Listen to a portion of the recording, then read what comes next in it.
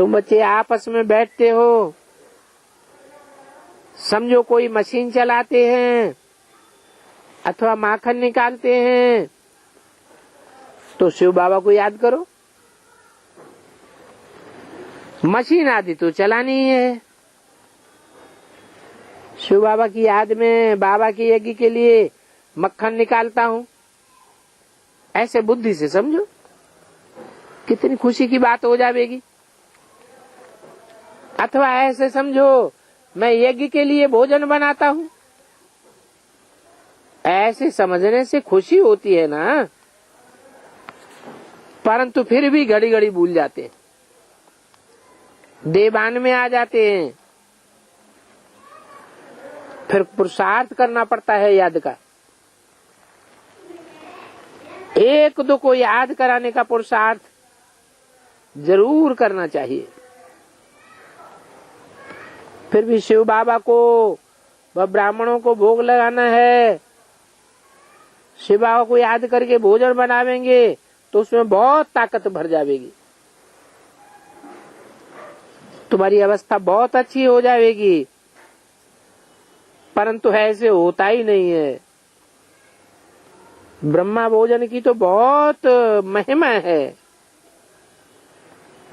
ये भोजन खाने की देवताओं की भी दिल होती है।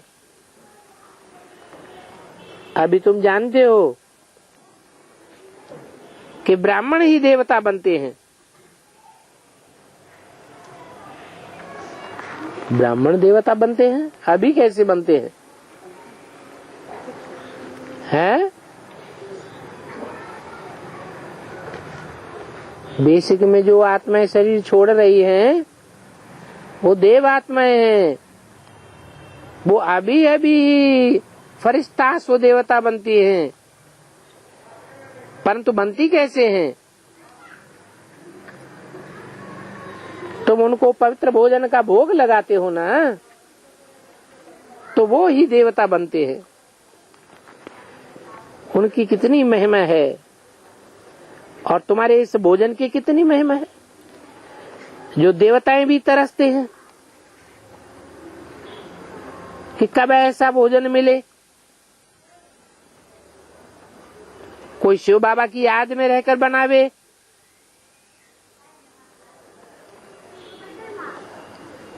ऐसा शक्तियों का भंडारा हो, ऐसी शक्तियों का संगठन हो,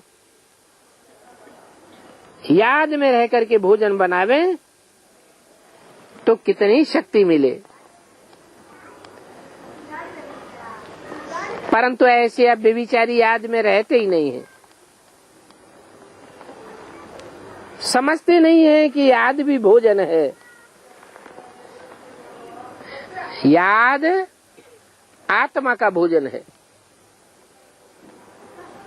वो याद भी अब बेविचारी होनी चाहिए। ये बातें शक्तियों की बुद्धि में ही नहीं आती है, नहीं तो कितना पुरुषार्थ करें। बाबा को तो दिल होती है कि अपने हाथ से शिव बाबा को याद करते भोजन बनाऊं। इस बात की भी प्रैक्टिस करनी है।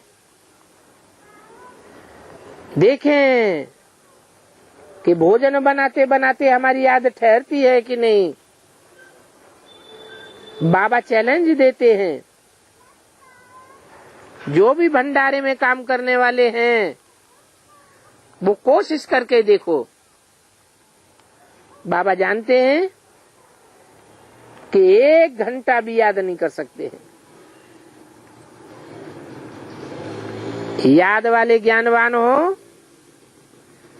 तो सर्विस में लग जावे।